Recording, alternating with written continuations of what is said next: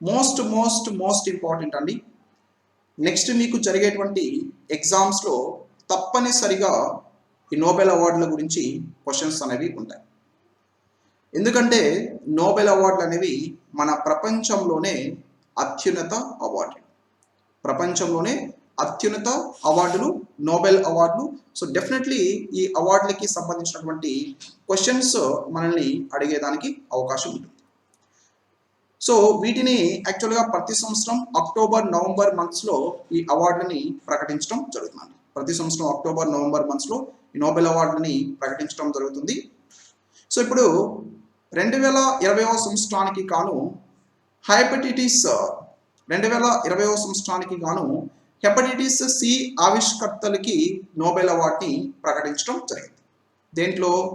వైద్య శాస్త్రంలో, వైద్య రంగంలో వీరికి అవార్డుని ప్రకటించారు. వన్స్ అగైన్ 2020వ సంవత్సరానికి గాను వైద్య రంగంలో మొత్తం 3 శాస్త్రవేత్తలకి నోబెల్ అవార్డులని ప్రకటించడం జరిగింది. ఈ 3 శాస్త్రవేత్తలు కూడా హెపటైటిస్ సి ఆవిష్కర్తలు అండి. Hepatitis C ఆవిష్కర్తలు. సో అయితే మీరు నోబెల్ అవార్డుల గురించి చదివేటప్పుడు ప్రధానంగా గుర్తుపెట్టుకోవాల్సింది, ఫర్ ఎగ్జాంపుల్ 2020వ సంవత్సరం మనం తీసుకున్నాం. 2020వ సంవత్సరానికి గాను వైద్య రంగంలో ఇప్పుడు నోబెల్ అవార్డులని ప్రకటించారు.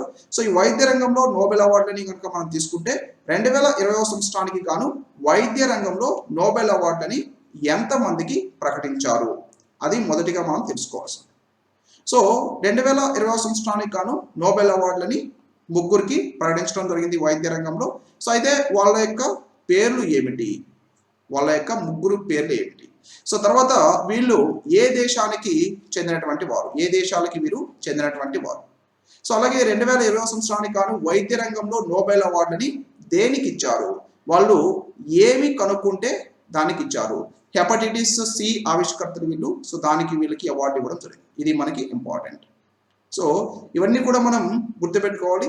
సో తర్వాత ప్రధానంగా నోబెల్ అవార్డు గురించి అండ్ నోబెల్ అవార్డులని పొందేటువంటి వ్యక్తులు ఎవరైతే ఉన్నారో వీరికి ఏ విధంగా ఎంపిక కమిటీ ఉంటుంది, ఆ ఎంపిక కమిటీ యొక్క హెడ్ ఎవరు, ఇలాంటివి కూడా మనం తెలుసుకోవాలండి. సో 2020వ సంవత్సరానికి గాను వైద్య రంగంలో 3కి నోబెల్ అవార్డులని ప్రకటించడం జరిగింది. ప్రపంచవ్యాప్తంగా కోట్ల మందిని ఇబ్బంది పెడుతున్నటువంటి కాలేయ వ్యాధికి కారణమవుతున్నటువంటిది హెపటైటిస్ సి వైరస్ అండి. సో ఈ హెపటైటిస్ సి వైరస్ కారణంగా కాలేయ సంబంధిత వ్యాధులు రావడం జరుగుతుంది.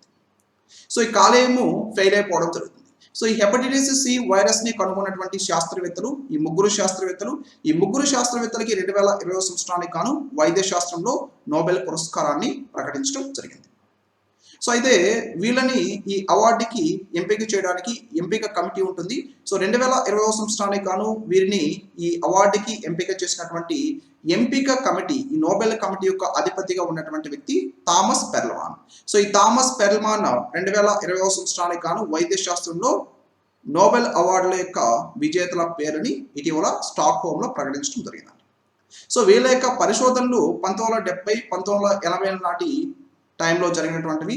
సో వీటి కారణంగా ప్రపంచవ్యాప్తంగా కూడా కోట్ల మంది ప్రాణాలు నిలిచాయని చెప్పేసి ఈ అవార్డు ఎంపిక కమిటీ వారిని పొగడడం జరిగింది. సో అమెరికాకి చెందినటువంటి హార్వీ జే ఆల్టర్ వీరిలో ఒక శాస్త్రవేత్త. మరొక శాస్త్రవేత్త అమెరికా దేశానికి చెందినటువంటి వ్యక్తి చార్లెస్ ఎం రైస్. హార్వీ జే ఆల్టర్, చార్లెస్ ఎం రైస్ వీళ్ళిద్దరూ అమెరికా దేశానికి చెందినటువంటి శాస్త్రవేత్తలు. తర్వాత మరొక వ్యక్తి బ్రిటన్లో జన్మించినటువంటి మైకేల్ హౌటన్ 3వ వ్యక్తి. సో వీళ్ళ 3కి కూడా 2020వ సంవత్సరానికి గాను వైద్య శాస్త్రంలో నోబెల్ అవార్డుని ప్రకటించడం జరిగింది. సో ఈ పురస్కారాన్ని పొందినందుకు వీరికి $11,18,000 నగదు బహుమతి ఇవ్వడం జరుగుతుంది. ఈ $11,18,000 నగదు బహుమతిని ఈ 3 శాస్త్రవేత్తలకి ఈక్వల్గా అంటే సమానంగా పంచడం జరుగుతుంది. సో ఎందుకు ఈ అవార్డు వీరికి ఇచ్చారు? హెపటైటిస్ సి వైరస్ని కనుగొన్నటువంటి శాస్త్రవేత్తలు అండి వీళ్ళు. హెపటైటిస్ సి వైరస్ గురించి కూడా మనం డిస్కస్ చేద్దాం. హెపటైటిస్ సి వైరస్ని కనుగొన్నందుకు ఈ హెపటైటిస్ సి వైరస్ అనేది యాక్చువల్గా కాలేయ వ్యాధికి కారణమయ్యేటువంటిది. సో వాళ్ళు ఈ వైరస్ని కనుగొనడం వలన ఈ రక్తం పరీక్షలు చేయడం సులభతరం అవడం జరిగింది. అలాగే కాలేయ వ్యాధిని నిర్మూలించడంలో వీళ్ళ యొక్క పరిశోధనలు కీలక పాత్ర పోషించడం జరిగింది. సో 2020 సంవత్సరానికి గాను వైద్య శాస్త్రంలో నోబెల్ అవార్డుని ఎంతమంది పొందారంటే 3 పొందారు. అండ్ వారు హార్వీ జే ఆల్టర్, చార్లెస్ ఎం రైస్, వీళ్ళిద్దరు కూడా ఏ దేశానికి చెందినటువంటి వాళ్ళు? అమెరికా దేశానికి చెందినటువంటి వారు. మరొక వ్యక్తి బ్రిటన్లో జన్మించినటువంటి మైకేల్ హౌటర్. సో ఈ విధంగా వీరి ముగ్గురికి ఇచ్చారు. అండ్ మనం హెపటైటిస్ వైరస్ని కనుక తీసుకున్నట్లయితే హెపటైటిస్ ఏ ఉంటుంది, హెపటైటిస్ బి ఉంటుంది, హెపటైటిస్ సి ఉంటుందండి. సో వీటిలో హెపటైటిస్ ఏ వైరస్ ఏదైతే ఉందో ఈ హెపటైటిస్ ఏ వైరస్ అనేది నీరు, ఆహారం ఇలాంటి వాటి ద్వారా వ్యాప్తి చెందేటువంటి వైరస్. హెపటైటిస్ ఏ వైరస్ నీరు, ఆహారం వీటి ద్వారా వ్యాప్తి చెందేటువంటి వైరస్. మనకి సాధారణంగా వచ్చేటువంటి కామెర్లు ఏవైతున్నాయో ఈ కామెర్లకి కారణమయ్యేటువంటి virus hepatitis A virus.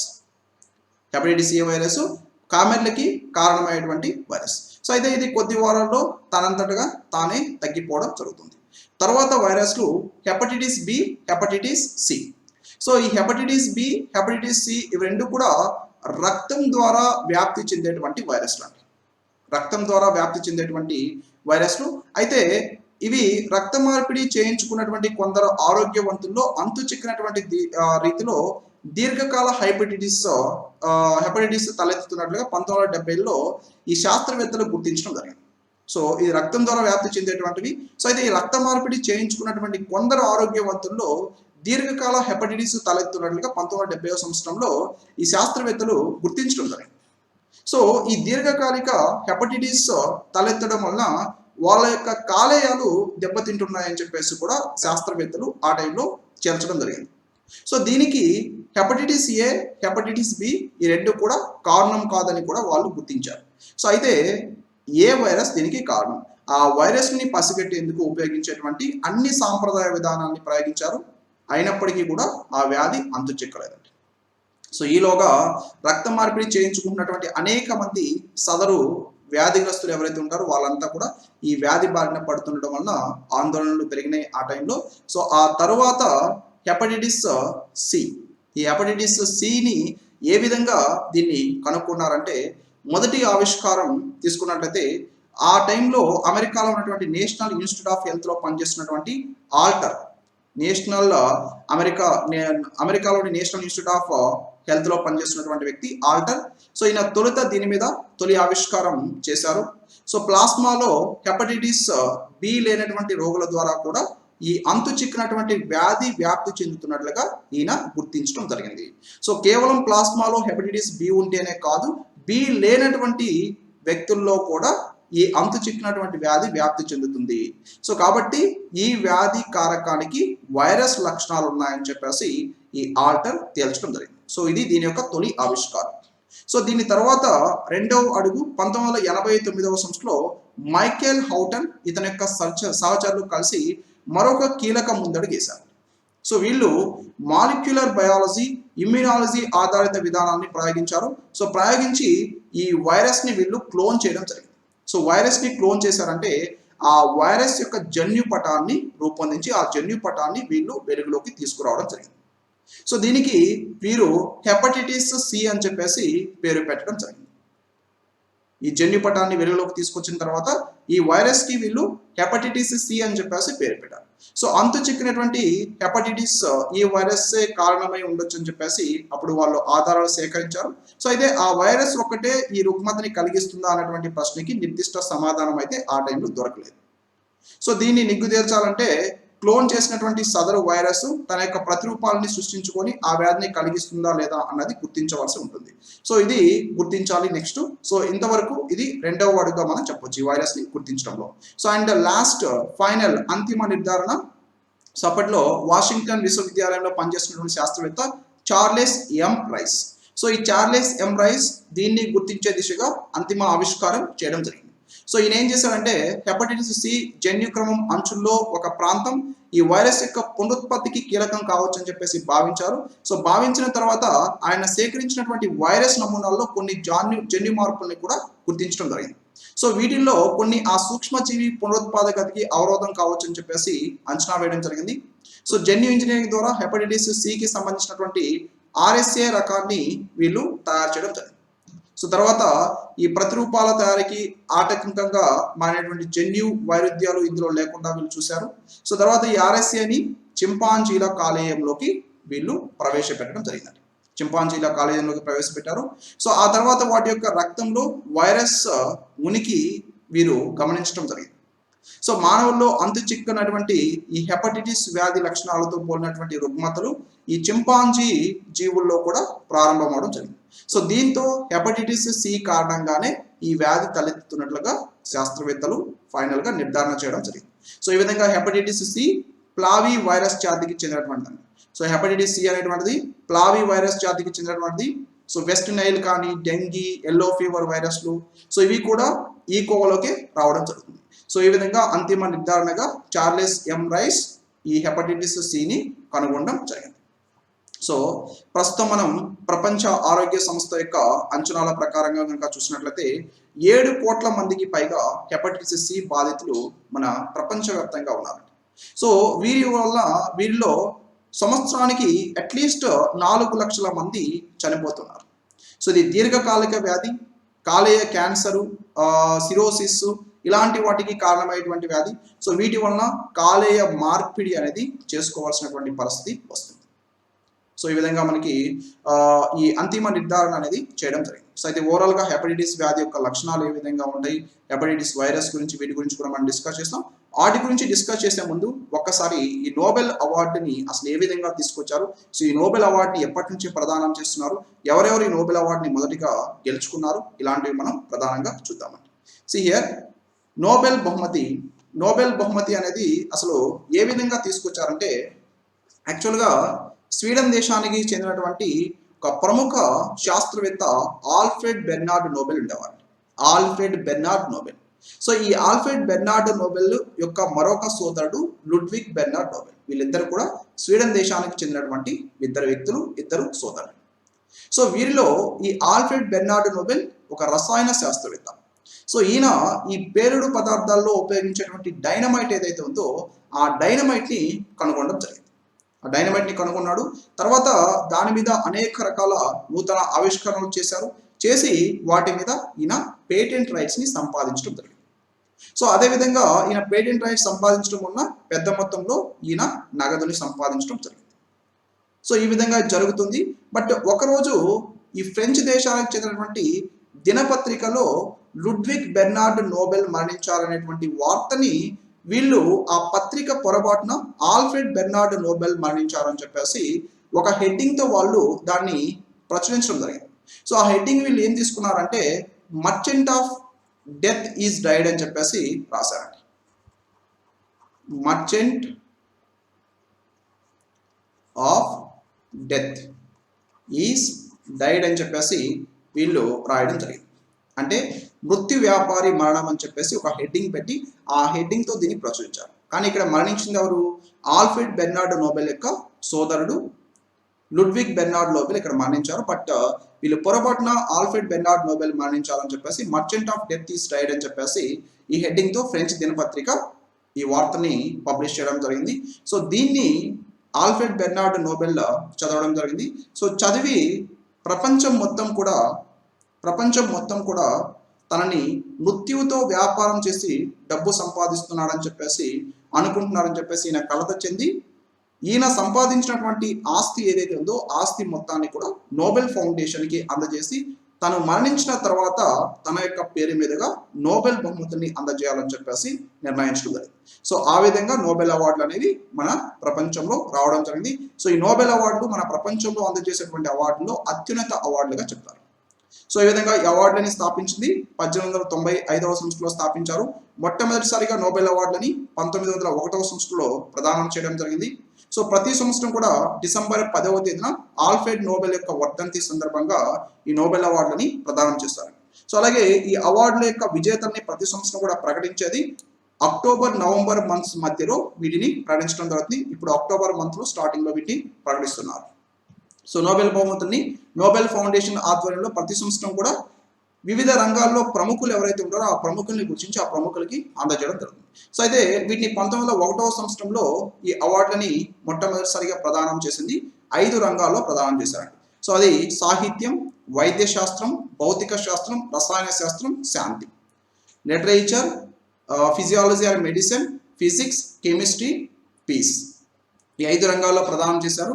So అయితే 1969వ సంవత్సరం నుంచి స్వీడన్ దేశం యొక్క కేంద్ర బ్యాంక్ రిక్స్ బ్యాంక్, ఈ రిక్స్ బ్యాంక్ ఆధ్వర్యంలో 6వ రంగంలో కూడా నోబెల్ అవార్డుని ఇవ్వడం ప్రారంభించడం జరిగింది. సో 6వ రంగం ఆర్థిక శాస్త్రం, ఎకనామిక్స్. సో ప్రస్తుతం ఈ అవార్డులను ఇస్తుంది, మొత్తం 6 రంగాల్లో ఇస్తున్నారు. స్టార్టింగ్లో ఈ అవార్డులను ఇస్తుంది 5 రంగాలు, ఇప్పుడు 6 రంగాల్లో ఈ అవార్డులని ప్రదానం చేయడం జరుగుతుంది. సో నోబెల్ బహుమతుల్లో శాంతి బహుమతిని మాత్రమే నార్వే దేశం యొక్క రాజధాని అయినటువంటి ఓస్లో నగరంలో ప్రదానం చేస్తారు. మిగిలిన 5 బహుమతుల్ని కూడా స్వీడన్ దేశం యొక్క రాజధాని అయినటువంటి స్టాక్ హోమ్లో ప్రదానం చేయడం జరుగుతుందండి. సో ఈ పురస్కారం ఎవరైతే గెలుచుకుంటారో వారికి $11,18,000 నగదు బహుమతిగా అందించడం జరుగుతుంది. నగదు బహుమతి వారికి అందిస్తారు, 11,18,000 అందిస్తారండి. సో ఈ విధంగా ఈ అవార్డులని ప్రదానం చేయడం జరుగుతుంది. సో ఈ నోబెల్ అవార్డుని కనుక మనం తీసుకున్నట్లయితే నోబెల్ అవార్డులని ఇప్పటి వరకు పొందినటువంటి వారిలో ప్రధానంగా నోబెల్ అవార్డుని పొందినటువంటి అతి పిన్న వయస్కురాలు, నోబెల్ అవార్డుని పొందినటువంటి అతి పిన్న వయస్కురాలు మలాలా యూసఫ్జాయ్ అండి. 2014వ సంవత్సరం మన భారతదేశం యొక్క కైలాష్ సత్యార్థితో కలిసి శాంతి రంగంలో వీళ్ళు నోబెల్ అవార్డుని పొందడం జరిగింది. సో అలాగే ఇప్పటి వరకు ఈ నోబెల్ అవార్డుని అత్యధిక వయసులో పొందినటువంటి వ్యక్తి 2019వ సంవత్సరంలో ఫిజిక్స్లో 96 సంవత్సరాల వయసులో నోబెల్ అవార్డుని పొందినటువంటి వ్యక్తి Arthur asking. Arthur asking America దేశానికి చెందినటువంటి వ్యక్తి. సో ఈయన అత్యధిక ఏజ్లో 96 సంవత్సరాల వయసులో నోబెల్ అవార్డుని పొందినటువంటి వ్యక్తి. సో నోబెల్ అవార్డుని కేవలం జీవించి ఉన్న వారికి మాత్రమే ఇవ్వడం జరుగుతుంది, మరణించినటువంటి వారికి ఈ నోబెల్ అవార్డులని ఇవ్వరండి. నోబెల్ అవార్డుని మరణించి ఉన్నటువంటి వారికి ఇవ్వరు. సో కేవలం జీవించి ఉన్న వారికి మాత్రమే నోబెల్ అవార్డులని ఇవ్వడం జరుగుతుంది. సో ఇప్పటి వరకు నోబెల్ అవార్డులని 2 సార్లు పొందినటువంటి వారు కూడా ఉన్నారు. వారిలో మేడం క్యూరీ. ఈ మేడం క్యూరీ భౌతిక శాస్త్రంలో నోబెల్ అవార్డుని పొందినటువంటి మొట్టమొదటి మహిళ. ఈమె భౌతిక శాస్త్రంలో, రసాయన శాస్త్రంలో రెండింటిలో కూడా నోబెల్ అవార్డుని పొందడం జరిగింది. సో తర్వాత జాన్ బార్డిన్ భౌతిక శాస్త్రంలో 2 సార్లు నోబెల్ అవార్డుని పొందారు. ఫ్రెడరిక్ సాంగర్ 2 సార్లు రసాయన శాస్త్రంలో నోబెల్ అవార్డుని పొందడం జరిగింది.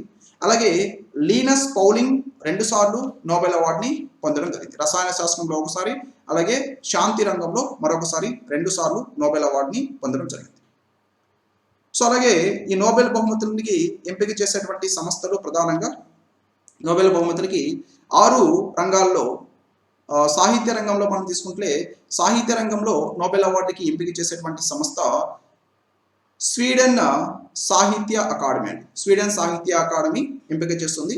సో మొట్టమొదటిసారిగా నోబెల్ అవార్డుని సాహిత్య రంగంలో పొందినటువంటి వ్యక్తి ఫ్రాన్స్ దేశానికి చెందినటువంటి షెల్లీ ఫ్రూడమి. సో తర్వాత వైద్య శాస్త్రంలో స్వీడన్ దేశంలో ఉన్నటువంటి కరోలిన్ స్కాచిలాజికల్ ఇన్స్టిట్యూట్ ఉంటుంది. కరోలిన్ స్కాచిలాజికల్ ఇన్స్టిట్యూట్. ఈ కరోలిన్ స్కాచిలాజికల్ ఇన్స్టిట్యూట్ సెలెక్ట్ చేసిందండి. సో మొట్టమొదటి నోబెల్ అవార్డు 1901వ సంవత్సరంలో పొందినటువంటి వ్యక్తి జర్మనీ దేశానికి చెందినటువంటి అడాల్ఫ్ వాన్ బేరింగ్ వైద్య శాస్త్రంలో. సో నెక్స్ట్ భౌతిక శాస్త్రంకి వచ్చేసరికి భౌతిక శాస్త్రంలో royal Swedish academy of sciences ఈ అవార్డుకి ఎంపిక చేస్తుంది. స్వీడన్ దేశంలో ఉంటుంది ఇది కూడా. సో మొట్టమొదటిసారిగా భౌతిక శాస్త్రంలో నోబెల్ అవార్డుని పొందినటువంటి వ్యక్తి విలియం కే రాంట్జెన్. సో నెక్స్ట్ కెమిస్ట్రీలో నోబెల్ అవార్డుని మొట్టమొదటిసారిగా పొందినటువంటి వ్యక్తి విలియం వాన్ హౌఫ్ అండి, నెదర్లాండ్స్కి చెందినటువంటి వ్యక్తి. సో అయితే కెమిస్ట్రీలో నోబెల్ అవార్డు విజేతల్ని ఎంపిక చేసేటువంటి సంస్థ ఇది కూడా royal Swedish academy of sciences. So next పీస్కి వచ్చేసరికి పీస్లో నోబెల్ అవార్డుని నార్వేజియన్ పార్లమెంట్ కమిటీ సెలెక్ట్ చేస్తుంది. Norwegian parliament committee. సో ఈ శాంతి రంగంలో మాత్రం అవార్డుని నార్వేలో ప్రదానం చేస్తారు. మిగతావన్నీ కూడా స్వీడన్లో ప్రదానం చేయడం జరుగుతుంది. సో ఈ అవార్డుని హెన్రీ డ్యునాంట్ స్విట్జర్లాండ్ దేశానికి చెందినటువంటి వ్యక్తి, ఫ్రాన్స్ దేశానికి చెందినటువంటి ఫ్రెడరిక్ ఫ్రాన్సే, వీళ్ళిద్దరు కూడా మొట్టమొదటిసారిగా గెలుచుకోవడం జరిగింది. సో నెక్స్ట్ ఆర్థిక శాస్త్రంలో నోబెల్ అవార్డుని 1969వ సంవత్సరం నుంచి ఇస్తున్నారు. ఈ అవార్డుకి ఎంపిక చేసేటువంటిది స్వీడన్ సెంట్రల్ బ్యాంక్, దీన్ని రిక్స్ బ్యాంక్ అంటాం. సో ఈ బ్యాంక్ సెలెక్ట్ చేస్తుంది. మొట్టమొదటిసారిగా 1969వ సంవత్సరంలో నోబెల్ అవార్డుని ఆర్థిక శాస్త్రంలో పొందినటువంటి వ్యక్తులు నార్వే దేశానికి చెందినటువంటి రాగ్నార్ ఫిష్, అలాగే నెదర్లాండ్స్కి చెందినటువంటి జాంటిన్ బర్లిన్. సో వీళ్ళిద్దరు కూడా ఈ అవార్డుని పొందడం జరిగింది. సో ఈ విధంగా నోబెల్ అవార్డులని ఎంపిక చేసేటువంటి సంస్థలు ఇవి.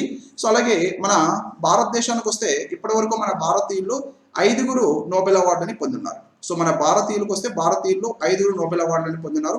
సో వీళ్ళలో మొదటిగా రవీంద్రనాథ్ ఠాగూర్ సాహిత్యంలో 1913 సంవత్సరంలో ఈయన నోబెల్ అవార్డుని పొందారు. సో ఈయన మన భారతదేశంలోనే కాకుండా ఆసియాలోనే నోబెల్ అవార్డుని పొందినటువంటి మొట్టమొదటి వ్యక్తి. సో తర్వాత చంద్రశేఖర్ వెంకటరామన్ ఈయన భౌతిక శాస్త్రంలో 1930లో నోబెల్ అవార్డుని పొందారు. రామన్ ఎఫెక్ట్ ని కనుగొన్నందుకు ఈయనకి నోబెల్ అవార్డు ఇవ్వడం జరిగిందండి. సో నెక్స్ట్ మదర్ తెరిసా శాంతి రంగంలో నోబెల్ అవార్డుని పొందారు 1979వ సంవత్సరంలో. సో నెక్స్ట్ మన భారతదేశానికి చెందినటువంటి ప్రముఖ ఆర్థికవేత్త అమర్త్య సేన్. సో అమర్త్య సేన్ ఈయన ఆర్థిక శాస్త్రంలో 1998 సంవత్సరంలో నోబెల్ అవార్డుని పొందారు. సో ఈయన సంక్షేమ అర్థశాస్త్రంలో చేసినటువంటి కృషికి ఈయనకి నోబెల్ అవార్డు ఇవ్వడం జరిగింది. సో తర్వాత రీసెంట్గా 2014 సంవత్సరంలో కైలాష్ సత్యార్థి నోబెల్ అవార్డుని శాంతి రంగంలో పొందడం జరిగింది. సో ఈయన బచపన్ బచావో ఆందోళన కార్యక్రమాన్ని చేపట్టినటువంటి వ్యక్తి. సో అందుకు ఈయనకి అవార్డు ఇవ్వడం జరిగింది. సో వీళ్ళంతా కూడా 5 మన భారతీయులు ఇప్పటి వరకు నోబెల్ అవార్డుని పొందినటువంటి వారు. సో అయితే మన భారత సంతతికి చెందినటువంటి వారు కూడా 5 నోబెల్ అవార్డుని పొందున్నారండి. సో వారిలో ఒకరు భారత సంతతికి చెందినటువంటి వారు Hargobind Khorana. So united states of అమెరికాకి చెందినటువంటి వ్యక్తి, ఇండియన్ అమెరికన్. సో వైద్య శాస్త్రంలో 1968 సంవత్సరంలో నోబెల్ అవార్డుని పొందారు. సో ఈయన కృత్రిమ జన్యువుని కనుగొన్నందుకు నోబెల్ అవార్డు ఇవ్వడం జరిగింది. సో తర్వాత మరొక వ్యక్తి సుబ్రహ్మణ్యం చంద్రశేఖర్ ఇండియన్ అమెరికన్. భౌతిక శాస్త్రంలో 1983 సంవత్సరంలో ఈయన నోబెల్ అవార్డుని పొందారు. సో ఈయన బ్లాక్ హోల్స్ పుట్టుగా వాటి యొక్క నశించడం వీటి యొక్క పరిశోధనకి ఈయనకి నోబెల్ అవార్డు ఇవ్వడం జరిగింది. సో అండ్ మరొక వ్యక్తి విద్యాధర సూరజ్ ప్రసాద్ నైపాల్. సో ఈయన సాహిత్యంలో 2001 సంవత్సరంలో నోబెల్ అవార్డుని పొందడం జరిగింది. So next Venkataraman Ramakrishnan Nobel అవార్డుని పొందారు. So united states of America, UK రెండింటి యొక్క సిటిజన్షిప్ కలిగి ఉన్నటువంటి వ్యక్తి. సో రసాయన శాస్త్రంలో 2009 సంవత్సరంలో నోబెల్ అవార్డుని పొందారు. సో ఈయన 4వ వ్యక్తి. 5వ వ్యక్తి రీసెంట్ గా అభిజిత్ బెనర్జీ 2019వ సంవత్సరంలో ఆర్థిక శాస్త్రంలో నోబెల్ అవార్డుని పొందినటువంటి వ్యక్తి. సో ఈ విధంగా మన భారత సంతతికి చెందినటువంటి వ్యక్తుల్లో 5 నోబెల్ అవార్డుని పొందున్నారు. మన భారతీయులు 5 ఇప్పటి వరకు నోబెల్ అవార్డుని పొంది ఉన్నారు. సో అండ్ ఇప్పుడు 2020 సంవత్సరానికి గాను వైద్య శాస్త్రంలో నోబెల్ అవార్డుని ప్రదానం చేసింది హెపటైటిస్ సి వైరస్ ని కనుగొన్నటువంటి వారికి ఈ నోబెల్ అవార్డుని ప్రదానం చేయడం జరిగింది. సో అయితే అసలు ఏంటి హెపటైటిస్ సి ఏంటి, దీని గురించి పూర్తిగా మనం చూద్దాం. సో హెపటైటిస్ అనేటువంటి పదం కాలేయం యొక్క ఏదైనా మంటని ఇది సూచించడం జరుగుతుంది. సో కాలేయానికి సంబంధించినటువంటి మంట, కాలేయానికి సంబంధించినటువంటి దాన్ని సూచిస్తుంది. సో దాని పేరు మీద కానీ హెపటైటిస్ అనేది తీసుకున్నారు. సో ఏదైనా కారణం నుంచి కాలేయ కణాల చికాకు లేదా వాటి యొక్క వాపు వీటి గురించి ప్రధానంగా ఇది సూచించడం జరుగుతుంది హెపటైటిస్ అనేటువంటిది. సో అయితే ఈ హెపటైటిస్ వ్యాధి గురించి అవగాహన కల్పించడం కోసంగా హెపటైటిస్ వ్యాధిని నిర్మూలించే విధంగా ప్రతి ఒక్క ప్రభుత్వం కూడా చర్యలు తీసుకునే విధంగా ప్రపంచ ఆరోగ్య సంస్థ ప్రతి సంవత్సరం కూడా జూలై 28వ తేదీన వరల్డ్ హెపటైటిస్ డేగా జరుగుతుందండి. ప్రపంచ హెపటైటిస్ దినోత్సవంగా మనం జూలై 28న ప్రతి సంవత్సరం కూడా జరుపుతున్నాం. సో 2020 సంవత్సరానికి గాను ప్రపంచ హెపటైటిస్ దినోత్సవం ఏదైతే ఉందో దీని యొక్క థీమ్ గా కూడా మనం తీసుకుంది హెపటైటిస్ ఫ్రీ ఫ్యూచర్ అని చెప్పేసి తీసుకున్నామండి. Hepatitis free future. సో అంటే భవిష్యత్తులో హెపటైటిస్ వ్యాధి లేకుండా జీవించాలి అనేది దీని యొక్క ఇతివృత్తం. సో హెపటైటిస్ ఫ్రీ ఫ్యూచర్ అనేది 2020 సంవత్సరం యొక్క ఇతివృత్తం. సో ఇది ప్రధానంగా ఫోకస్ చేసింది ఈ హెపటైటిస్ బి వైరస్ ఏదో హెపటైటిస్ బి వైరస్ తల్లుల్లో కానీ అలాగే కొత్తగా జన్మించినటువంటి శిశువుల్లో కానీ పూర్తిగా నిర్మూలించాలి అనే దాని మీద మెయిన్ ఫోకస్ పెట్టడం జరిగింది. సో అండ్ ఈ హెపటైటిస్ అనేటువంటిది అనారోగ్యంతో కలిగేటువంటి కాలేయం యొక్క వాపు. ఈ కాలేయం మెయిన్గా కామెర్లు, జ్వరము, వాంతులు ఇలాంటివి రావడం జరుగుతుంది. సో లేదా ఇది దీర్ఘకాలికంగా ఉంటుంది. సో దీర్ఘకాలికంగా అంటే 6 నెలల కన్నా ఎక్కువ కాలం ఉండేటువంటి కాలేయం యొక్క వాపు దాని తప్పనిసరిగా ఇది లక్షణాలను అయితే చూపించుతుంది. సో మెయిన్గా కామెర్లు, జ్వరం ఇలాంటివి వస్తాయి కానీ సో దీర్ఘకాలికంగా ఉండేటువంటి దాంట్లో లక్షణాలు ఎక్కువగా ఇది చూపించదు. సో అయితే అసలు ఈ హెపటైటిస్ కి కారణం ఏంటి? సో హెపటైటిస్ కి సాధారణంగా hepatitis A, hepatitis B, hepatitis C, hepatitis D and hepatitis E. So వీటితో సహా హైపోట్రోపిక్ హెపటోట్రోపిక్. సో హెపటోట్రోపిక్ అనేది ఇది కాలేయం యొక్క డైరెక్షన్ చెప్తుంది. సో ఈ హెపటోట్రోపిక్ వైరస్లు అని పిలువబడేటువంటి ఈ వైరస్ల సమూహం వలన ఈ హెపటైటిస్ వ్యాధి అనేది సంభవిస్తుంది. సో చికెన్ పాక్స్ కారణమైనటువంటి వరిసెల్లా వైరస్, ఇలాంటి వైరస్లను కూడా ఈ హెపటైటిస్ కి కారణంగా చెప్పవచ్చు. సో అండ్ SARS-CoV-2 ఏదైతే ఉందో, SARS-CoV-2 ఈ COVID-19 కారణమైనటువంటి వైరస్. సో ఇది కూడా కాలేయం మీద ప్రభావం చూపించడం జరుగుతుంది. సో కాలేయాన్ని ఇది కూడా గాయపరుస్తుంది. సో ఇతర కారణాలలో మందులు, మద్యం ఎక్కువగా మనం మందు తాగడం కానీ, మద్యాన్ని ఉపయోగించడం కానీ, సో కాలేయంలో కొవ్వు పెరగడం కానీ, సో లేదా ఒక వ్యక్తి యొక్క శరీరం కాలేయంపై దాడి చేసేటువంటి ప్రతిరోధకాలని తయారు చేసేటువంటి స్వయం ప్రతిపక్ష ప్రక్రియ ఏదైతే ఉందో ఆ ప్రక్రియని కోల్పోవడం కానీ, సో ఇలాంటి వాటి కారణంగా కాలేయం మీద ఇవన్నీ కూడా ప్రభావం చూపిస్తాయి. కాలేయము పాడవడానికి, కాలేయం మెయిన్గా ఇన్ఫెక్ట్ అవడానికి ఇవన్నీ కూడా కారణమవుతాయండి. సో అయితే దీనికి చికిత్స, సో హెపటైటిస్ ఏ మరియు హెపటైటిస్ సి. సో ఇవి యాక్చువల్గా హెపటైటిస్ ఏ కానీ హెపటైటిస్ ఈ కానీ ఈ వైరస్లు వీటిని మనం ఏమంటామంటే హెపటోట్రోపిక్ అంటాం. సో యాక్చువల్లీ ఇవి ప్రధానంగా వచ్చి అవే తగ్గిపోతాయి, అంటే సొంతంగా అవే వెళ్ళిపోవడం జరుగుతుంది. సో స్వీయ పరిమితం చేసేటువంటి వ్యాధులు. సో అవి వస్తాయి, అవే వెళ్ళిపోతాయి. సో దానికి ఒక నిర్దిష్టమైనటువంటి యాంటీ వైరల్ మందులు మనం వాడవలసినటువంటి అవసరం లేదు. So hepatitis B, hepatitis C తీసుకుంటే వీటికి మాత్రం సమర్థవంతమైనటువంటి మందులు ప్రస్తుతం అమల్లో ఉన్నాయి, వాటిని తప్పనిసరిగా ఉపయోగించాలి. సో అయితే ఈ హెపటైటిస్ వ్యాధికి సంబంధించి ప్రపంచవ్యాప్తంగా ప్రస్తుతం ఈ వ్యాధి ఏ విధంగా ఉంది? వరల్డ్ హెల్త్ ఆర్గనైజేషన్ ప్రకారంగా మనం చూస్తే హెపటైటిస్ బి, హెపటైటిస్ సి కలిసి ఈ మరణాలకి అత్యంత సాధారణ కారణంగా ప్రస్తుతం ఉంది. ప్రతి సంవత్సరం కూడా దీని కారణంగా 1.3 మిలియన్ల మంది ప్రపంచవ్యాప్తంగా ప్రాణాలు కోల్పోవడం జరుగుతుంది. సో 2016 సంవత్సరంలో ప్రపంచవ్యాప్తంగా 194 ప్రభుత్వాలు WHO యొక్క ప్రపంచ వ్యూహాన్ని ఇప్పుడు అవలంబించాయి. సో ప్రపంచ ఆరోగ్య సంస్థ 2030 సంవత్సరం నాటికి వైరల్ హెపటైటిస్ ని తొలగించాలనేటువంటి లక్ష్యాన్ని పెట్టుకోవాలి. సో దాన్ని ప్రపంచవ్యాప్తంగా 194 దేశాలు ప్రస్తుతం అమలు చేస్తూ ఉన్నాయి. అయితే మన భారతదేశానికి వస్తే మన భారతదేశంలో ఈ పరిస్థితి ఏ విధంగా ఉంది?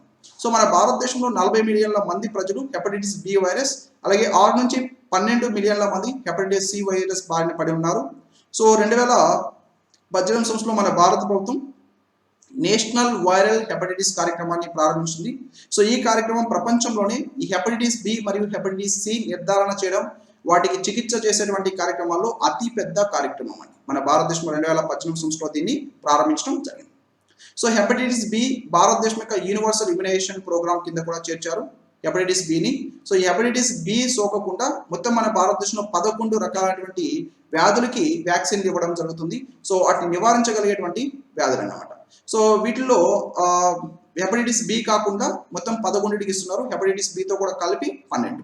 సో అంటే క్షయవ్యాధి, diphtheria and pertussis, tetanus, polio, pneumonia, meningitis, haemophilia type influenza and measles కానీ, రూబెల్లా కానీ, Japanese encephalitis, rota virus, diarrhoea, వీటితో పాటుగా హెపటైటిస్ బికి కూడా యూనివర్సల్ ఇమ్యునైజేషన్ ప్రోగ్రామ్ ఏదో ఈ యూనివర్సల్ ఇమ్యునైజేషన్ ప్రోగ్రామ్ కింద మన భారతదేశంలో వ్యాక్సిన్స్ ఇవ్వడం జరుగుతుంది.